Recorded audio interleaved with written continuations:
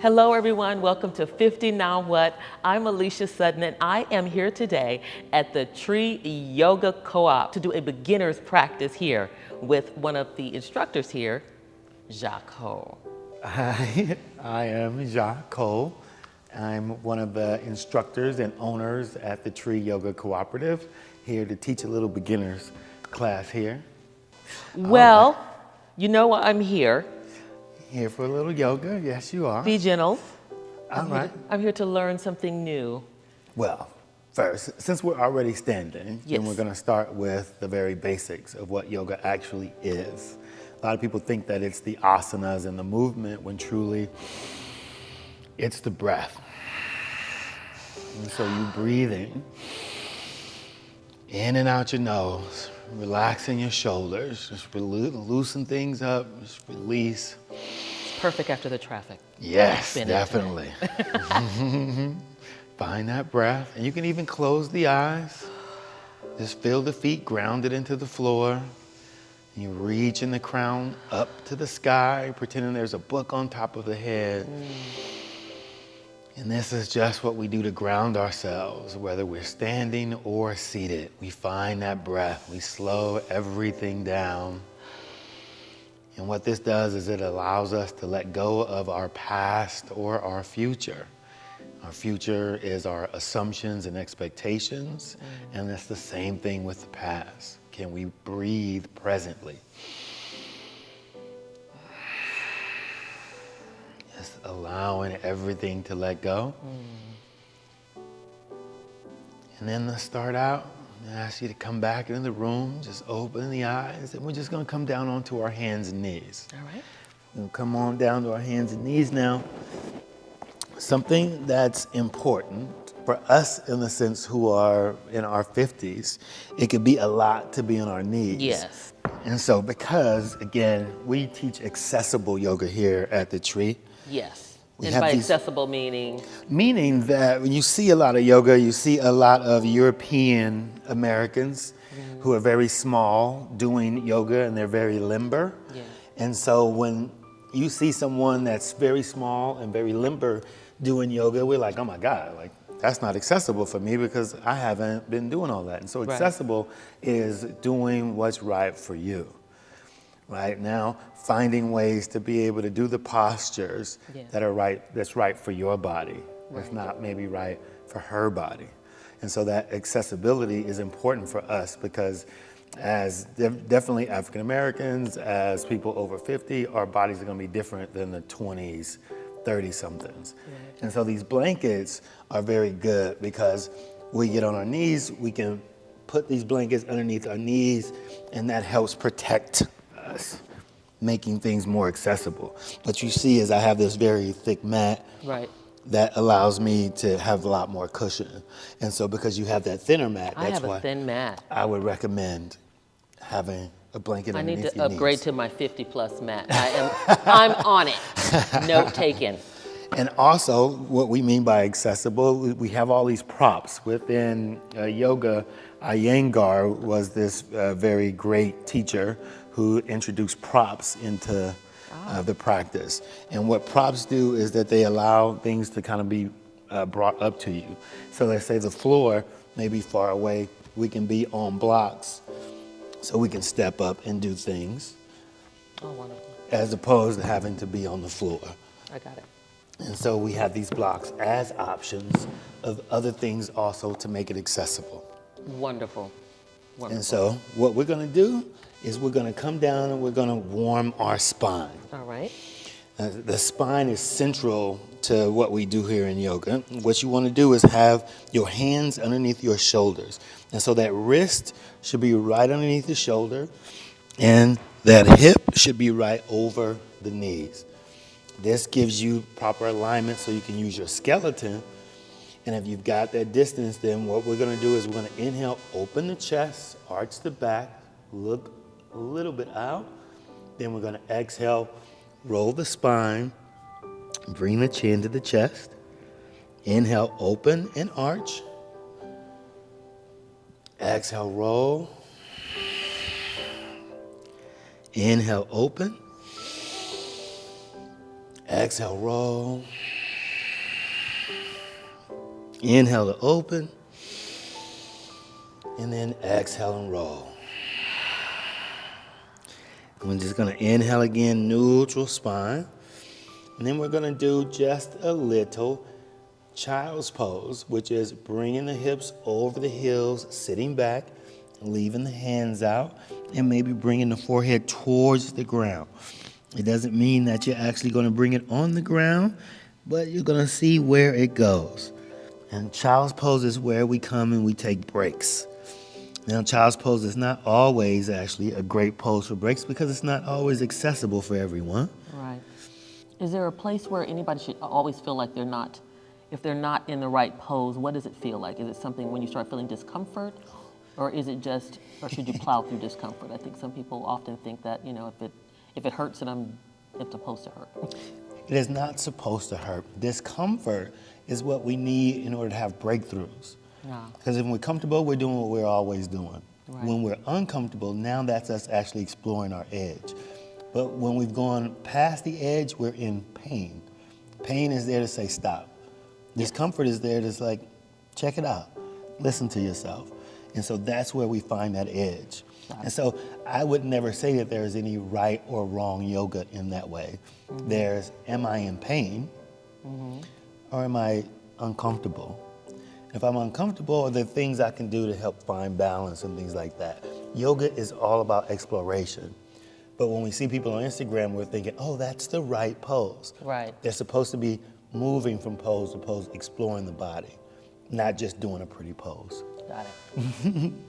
So let's come back up. Hands and knees. So again, shoulders over the wrists, hips over the knees, and we're gonna do something a little challenging. All right. It's gonna be a little balanced, but what we're gonna first do is we're gonna push through that left foot, stretch that left leg, just stretching the hip out, stretching the ankle, stretching the calf. And so you're pressing into that foot, just feeling that hip wake up. And then you're gonna press back into the hands, and I want you to raise that left leg behind you, toes point down.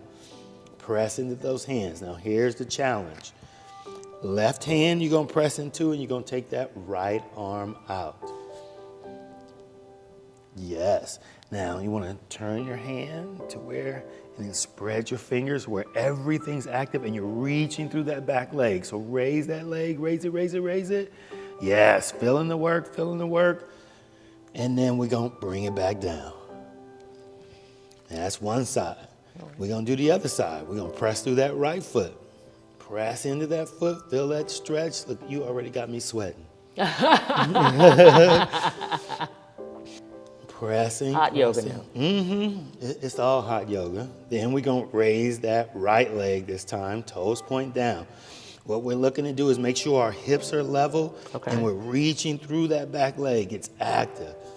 And we're gonna press into that right hand, and this time we're gonna take that left hand out.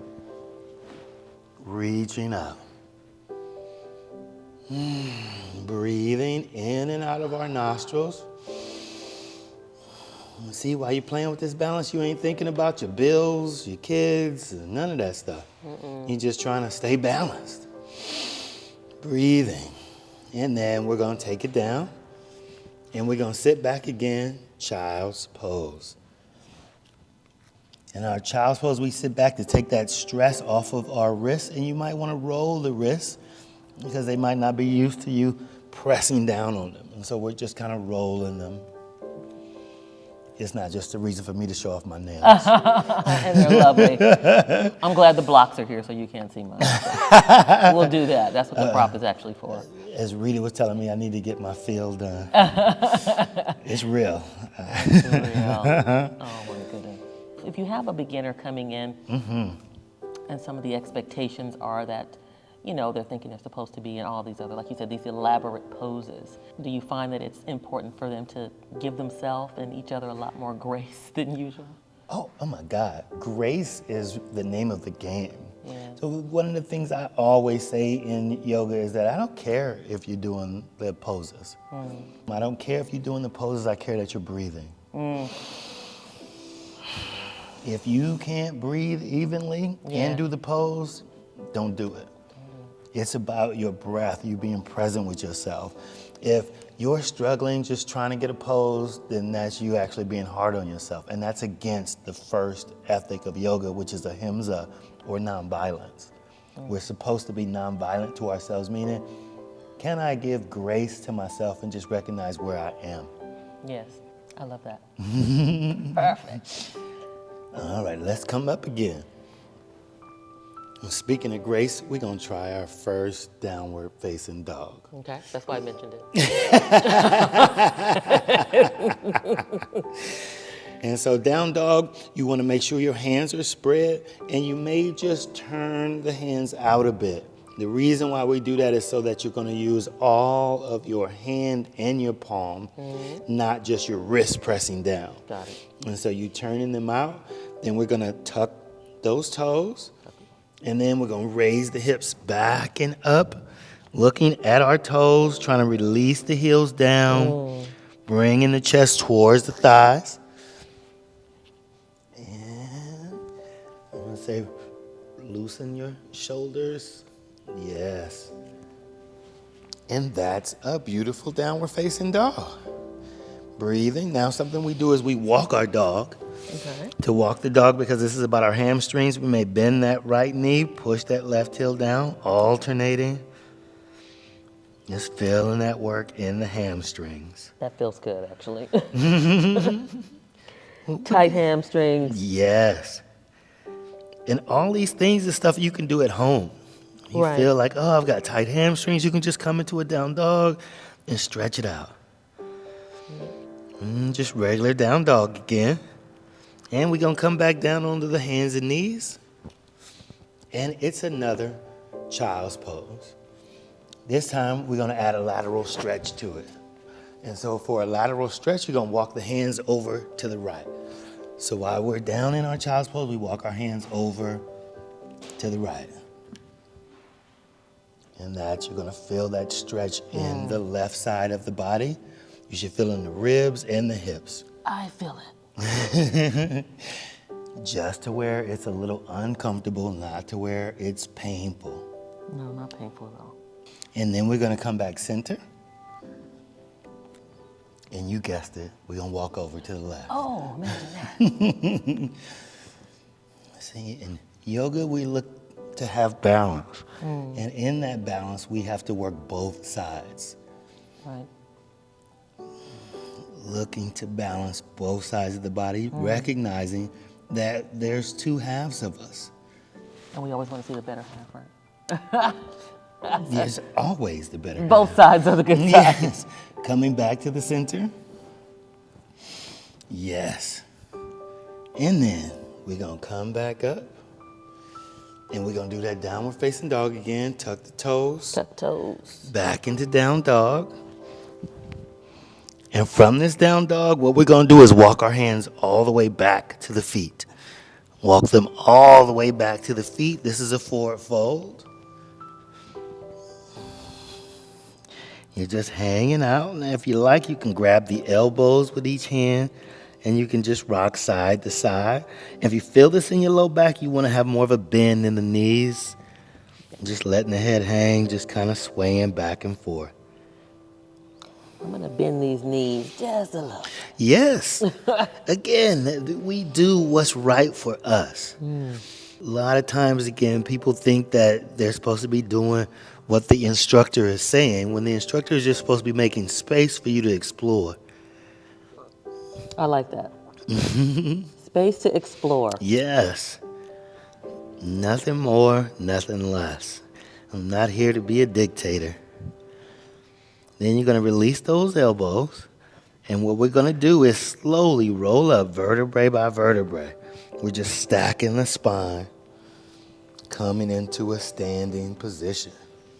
All right. Now, from the standing position, we're going to get into Tadasana. Tadasana is having those feet at number 11s, which are straight. And what I love to do is make sure that your feet are underneath your hip bones. Rolling the shoulders back and down and finding this Tadasana. Now, the importance of standing is that we can use our skeleton to stand, as opposed to how I grew up. You stand your legs wide, your feet turned out, and you didn't recognize all of the work that you were doing in your muscles in order to have you stand. Right. And so if we bring our feet underneath the Or hip some bones, of us, you know. yeah, right, and all of that stuff, and all that stuff is in the back and in the hip. It's in that back. And you wonder, like, why things feel funny? It's like, because you're just hanging out in that That's joint. right. Depending where you come, you got a little lower too, a little gangster pose. Oh yeah, that's what I always tell people. Like, what's up? What? But to fix that low back issue was to bring my feet in, Yeah. learn how to stack my skeleton and stand up straight. People are like, Jay, are you working out? I'm like, no, I'm not working out. I'm just standing Just stacked. standing. Exactly. We don't think about that. No, We don't think about it. not at all. All right. All right. And what we're going to do is just some more lateral stretches. Okay. And so for a lateral stretch, we're going to take that left hand, we're just going to put it on that left thigh. We're going to turn that right palm up. We're going to inhale, reaching that arm up. And then you're just going to reach over to the left. You could be looking out or you can look up. It's just to be feeling again the ribs and everything expand, going to what's right for you. And you're breathing. Inhale up. Exhale, hand down. Inhale, left arm up. Exhale over. Take in a couple of breaths.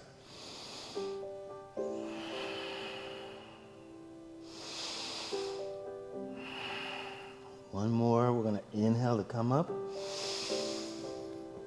Exhale to bring it down. Let's do it again. Inhale, right arm up. Exhale over. I'm just going to do a breath.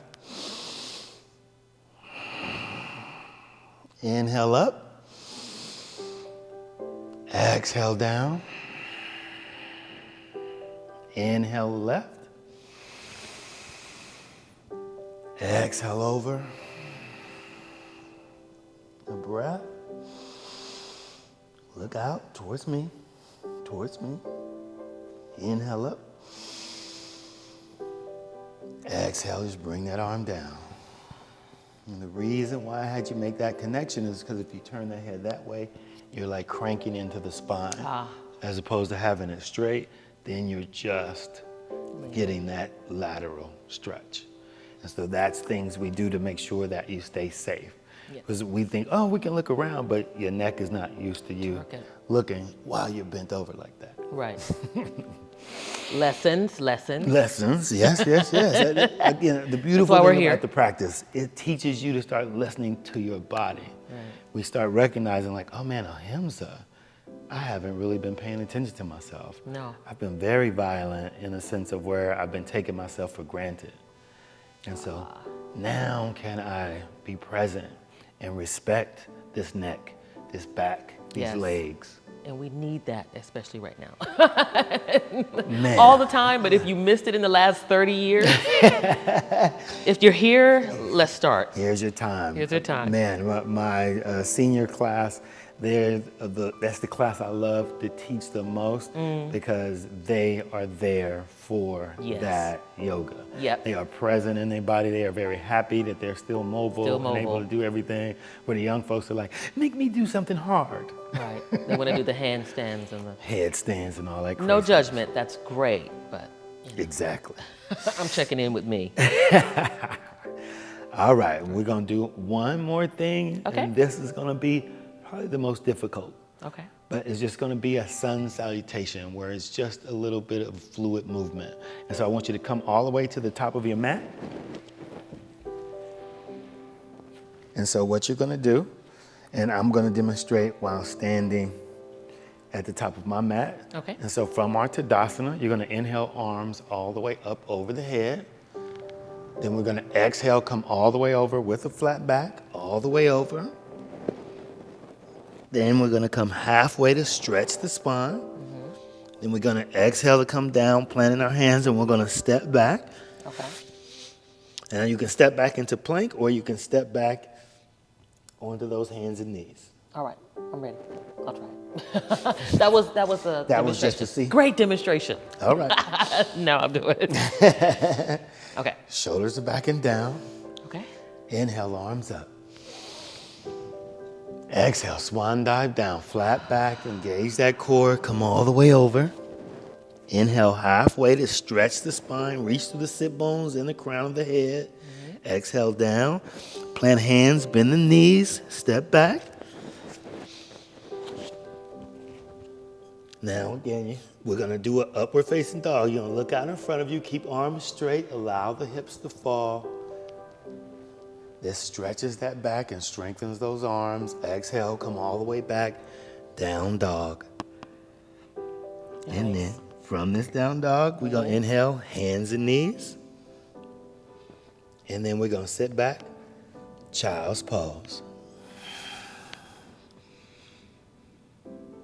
And that's just part of our sun salutation. Beautiful. That was great. And it felt great. Good. Nice challenge. Nice challenge, but still simple enough to something that someone could actually do at home and continue just to have a few poses to maintain in your own practice if you want to get started with it, even before you come into a class. I want to show you one more Oh, thing. we got a bonus. Just one more thing. Bonus. So from here, because this is important, especially for me who has lower back issues, Yes. and for us who may also have lower back Yes. issues, from here, what you're gonna do is you're gonna take that right knee out, and then you're gonna step that right foot up next to that hand. You can take that hand on the outside of that foot. Now, this is an accessible lunge. Okay. What we're gonna do is a twist. So you're gonna plant that left hand, you're gonna look out to the right, hug that knee into the chest, take that right arm up. This is a twist for that low back. Oh, that feels good. Exhale, let's lower it down. We're gonna step back into that tabletop. We're gonna do the other side. Left knee out, step it up. Take left hand on the outside of that foot. Then press that right hand down. Take that left arm up to the sky. Stacking the shoulders. Yes, that hand should be flat. And then we're gonna exhale, come all the way down. Step back. And again, child's pose. Sit all the way back. I like this pose. Child's pose is usually the favorite. Yeah, it's a good one. And that's, in a sense, that's a stretch of that back, stretching of those shoulders, Yes. and releasing of those hips. It does, and that's where all that tightness has come from that you have been paying attention to over the years. That's coming back to get you right now. Yes, and I know you see me sitting on my knees. Yes. I broke this in because my back was so bad that sitting on the floor was horrible. hard. I could not sit on the floor to save Yeah. my life. And so even when I started yoga, it was easier for me to start training my knees to sit down than it was to sit cross-legged. Wow. Because it was like someone was stabbing me in my back. Wow. And so that was another reason why I started doing yoga. And now I sit on the floor all the time. You sit on the floor all the time, all the stuff that you get done. Yes. And now you're here to give that to us, Yes. and we absolutely appreciate that. Thank you so much for that practice. I'm glad you enjoyed. All right. Well, we're back again with Ja Ko here at the Tree Yoga Cooperative. And is there a nickname for it, or you just call it the Tree? Did We somebody just call it the tree. You just call it the Yeah. Tree. I'm gonna just go ahead and call it the Tree. First of all, I wanted to thank you and all your partners here for allowing us to come into the space. I mean, it really is a gift that you've given to the community here, and we so appreciate you. Thank you. All right. So tell us about the Tree Yoga Co-op. Tell us about the Tree. How did you end up here? How did this space evolve? Oh, well, I know all things are a journey, but originally it started as a nonprofit back in 2013. There was a European American woman who started it. And I say European American because I try and get away from the colonized view of white and black. Yeah. It's really something to trap us. Right. And as I got into my yoga journey and really enjoyed what was happening with my body and my mind, I lived all the way an hour away from South Central. And so I was like, man, I would love to teach yoga out where I'm from, right? You know, you just say things. Yeah. And so as you put things out in the universe, then it responds. And so I had a friend who said, oh, I've got a friend who's opening up a studio in the hood. It would be perfect. I was like, what? A yoga studio in South Central? And so I went down, met Jen and Raja at that time, and just dedicated myself to teaching the Saturday class that I still teach 10 years later. Oh, wow. And so I dedicated myself to that nonprofit, became part of the board, and as things grew, Rita, who came in, is one of my partners. She was a student who had came in. Rita is a veteran immigrant who is from South Central, but she was born in Mexico, of course, and then she came here. And when she came to the studio, she was like, what, a black man teaching yoga and whatever. And we've been besties ever since. I love that. Where is Rita? Rita is on the floor over there. Does she want to join us? We're bringing in Rita. We missed you, Rita. I heard you talking about I'm always talking about you. His bestie. So this is Rita. Hi, Rita. Hi, how are you? Great. And love your hair. We talked about this earlier. I Yes, love your thank hair. you. Yeah, she's not a professional colorist, but who knows? It's beautiful. Thanks. So thank you. Now, how did you end up coming to the Tree Yoga Co-op? The Tree. The Tree Yoga Co-op. Well, the first time I walked into the studio in South LA, which I have lived in over 40 years, being in the hood, a yoga studio is rare enough, but then B, having a black yogi instructor was like the icing on top. So as soon as I walked into the studio, I was like, this is it, I'm coming back. And I've been here ever since, so, oh my God, what is it, 10 years? It's 10 been years, 10 yeah. years. 10 10 years. years. And you're an instructor as well? Yes, I was stuck on yoga for a good year, and then when they offered the first certification, I was like, I'm jumping on it. And not because I wanted to be a teacher, but I just wanted to deepen my practice. Yes. And everything just like grew from that. Great. Well, between the two of you, what do you think, what are some of the misconceptions that you think people tend to have about yoga from the outside looking in? I know you got something to say about that. Misconceptions about yoga. Number one is that it's only for European females of a certain body type. People see what they see again in the news and in media and whatever, and they assume that that's a yogi. When no, it is not. Right? And people also think that the asanas, the poses, are yoga. And that's not true either. The asanas are simply a part of yoga.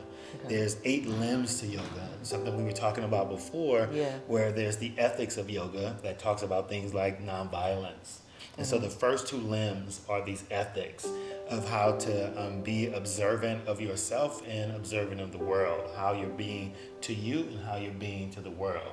So those are the yamas and the niyamas. Right. That's 1 and 2. And then the third limb is the asanas, what we were doing, the actual movement. And then the fourth one is the breath, that pranayama. And so like those first 4, that's the action of yoga. Right. And then as you get into the next 4, we are withdrawing our senses, beginning to go inward and look at ourselves, if you will, close the eyes, listen to our own bodies, starting to really ground ourselves. And there's that concentration of now keeping that mind on you. Keeping the mind on you. Keeping the mind on you. Yes. Now, how would you, when you first opened the studio, how did people find out about you, and people just started to gravitate in, or word of mouth? I would say, one, we were on Western and 83rd. The first studio. That, if you know Western and South Central LA, it's this busy street going Western up and down. And so we put this sign out that said yoga, and people would walk in and be like, for real? Is this a yoga studio? Is this for real? Yeah. And so we got a lot of people coming in off the street who just like saw us from there. And then I think word of mouth as well. Yeah. And things just started to grow. I was in Orange County, and someone was like, have you heard of the Tree? Oh, wow. I was like, yeah, I've heard of the Tree. She had no idea that I was even a teacher or on the board at that time. That's wonderful. Well, people know a lot about, well, not know a lot about, but when they think about yoga, like you said, they think of the poses and all the other misconceptions about it. But there are some actual really good physical benefits to that. Can you explain a little bit about that? And I mean, we talked about it some in our practice about lower back and things like that, especially for people who've gotten older and not paid so much attention to their bodies over the years. Well, I mean, you just broke it down right there at the end. We're not paying attention to our bodies. And because we're not paying attention to our bodies, then we're in survivalist mode. How can I just get through? Right. As opposed to what's the best way for me to be? Right? Even in standing, right? You're just like Right. standing, trying to survive, leaning up against something, leaning on someone. In fight or flight mode. Yeah, you got that hip, Right. you're doing whatever. And so all those things, we're not paying attention to ourselves. If we begin to start paying attention and finding that alignment, like where's the proper place for my shoulders to sit so I'm not hunched over and now I'm causing issues in my back. Got it. Causing issues in my side body, if you will. If I can roll my shoulders back and sit up, now I'm taking all that stress out of my lower back, out of my upper back, out of my side muscles, out of my shoulders.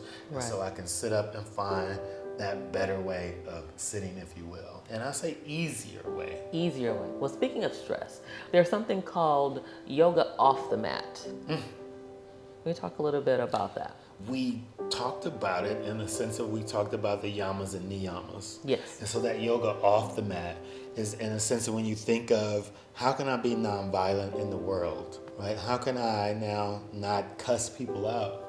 I'm driving on the road. I'm trying That's to get to a where whole I'm going. other episode. We'll come back for the how not to cuss out episode through yoga. Right, but and it's those types of things that what you learn on the mat, you now take into your life. And so now, how can I be more present in my work? A lot of times we're at work and we're already thinking about dinner, Yes, right? And that's that's disrespecting work. that is. And those are the things or ways that we can now have yoga off the mat, that we can find ourselves more balanced, more present in our everyday life. That's the sneaky part of yoga that I love, is because you start hearing these different things of what I need to do while I'm on the mat, and then you start recognizing like that'll carry over to work, to home life, to shopping, if you will, Right. Just getting what I need as opposed to what I might desire. Right. And there's, I think, that bigger understanding for us is overcoming our desires so that we can actually get what we need. A lot of us within a colonized world, we get too much. We do too much. We have too much. We don't understand that our clutter is actually causing us harm. Right? That is very true. It's Very true. And that's even clutter of the mind. It's like, oh, I'm thinking ahead. I'm over here. I'm over there. I'm over there. How are you right now? Right. How is your seat? Right. Right? How is your breath? Right. How are you right now? Well, I'm good now. This is great. Right? And how many times do we get to check in with ourselves in that way? Not often enough. Not often enough. Usually the check-in is when something is hurting, something has made you stop to recognize what's going on with you. And by that time, it's probably in a place that's going to take a lot longer to recover from. Yeah. To answer your question. No, that's so real. Within the movie The Color Purple, I always bring this up, that there was this part in the movie of where they told him, seeing God's trying to tell you something, right? And most of us don't listen until God's yelling at us. Yeah. That's your body just yelling at you. Right. Right? Are you actually present enough to be listening to the subtle whispers that are being said every day to you? Right. Oh, you feel that bit of pain. Oh, you feel that bit of discomfort. What can I do about it? Right. What is that dis-ease within myself? And if I can listen to it at that low level, then I don't have to get to the point to where there's a full-on fight. I know that's right. I needed that in my early 20s. I did. Well, what does inclusivity mean to you? Because you have a... Me? Yeah. Me? What is inclusivity? Give it to us, Rita. Inclusivity literally means the inclusion of everything and everyone. I think all philosophies, all bodies, all cultures, and being able not just to facilitate, specifically in a yoga class, facilitate the movement, but also that cultural connection, where you don't want to be dogmatic about a yogic philosophy. And you know that our cultures intertwine throughout history. They do. And so bringing that here, that's inclusivity to me. I love that. I can't think of a better way to explain it. No, that's why I gave it to her. I mean, Rita embodies what it is that we do here, which is decolonized yoga. It's in a sense of people think like, oh, well, yoga in a sense is just from India and so on and so forth. And what we teach is that, no, yoga is an indigenous practice that comes from every ancient culture. Wow. And Very true. Even Rita's tattoos. I love it. It's new. It's a work in very, progress. very new, and it's a work in progress. And it just takes so me good. back to my culture of the people who lived in Anahuac. And so the necklace represents a lot of hands actions upon the earth, the heart, your intentions, and the skull in the center. I know sometimes people are like intimidated by it, but it's literally life and death, and death and life, because that's ultimately what we're born for, is, to pass on and enjoy life while we're here. I love that. That is wonderful. Well, one last question, and I hope you'll like this question. Let's say you had a magic wand. If everyone, you were able to take the root and just throw it all over the world, and everyone is doing this yoga practice, how do you think it would impact them individually, and also how would it impact us as a global community? Ooh. I went deep. You went deep. Like, you went down to the very reason why we do this. In the sense to really go at white supremacy, if you will, is to truly go at self-love. Because colonization and white supremacy is division, is separation. And yoga teaches that love of self. And when you truly understand who you are, now I see myself. Now I see myself. Now I see myself. And once everyone can see themselves in the eyes of everyone else, then there is no more racism. There is no more supremacy, right? Because it's not even to say that there's just white supremacy. There could be black supremacy. Yeah. There could be Mexican supremacy. There could be whatever it is that the ego now believes that it's in charge makes someone dangerous. And the more people do this, the less dangerous they are, the more loving they are, and there's our Shangri-La, if you will. I love that. Shangri-La. How about that? I think that is beautiful. Thank you so much to both of you. I have appreciated your time, and I think that everyone has something to learn from yoga. It's something about how it touches into your spirit and how that light starts to radiate out and bring people in. So again, thank you so much. Come on, Root. Come on. Come on. I love it. The tree is wonderful. And where are you located? We are located on 60th Street, and cross streets are Central and Slauson, in the heart of South Central Los Angeles, previously known as the Jazz Alley, a little bit up north. So anybody familiar with South LA, Slauson and Central should be like a quick, I know where I'm at. You'll know exactly where you are. Yes. What's our address? Oh, our address is 918 South 60th Street, and we're in the Beehive campus. So look up Beehive campus and you should find the Tree Yoga Cooperative. And you'll love it. It's like a hidden gem. It's It is hidden- a Shangri-La. It is a hidden oasis. It's a hidden Yes, it oasis is. right here in the Yes. center of South Central Los Angeles. Yes, yes. Thank you again for your time. Thank you so much. Namaste. Namaste.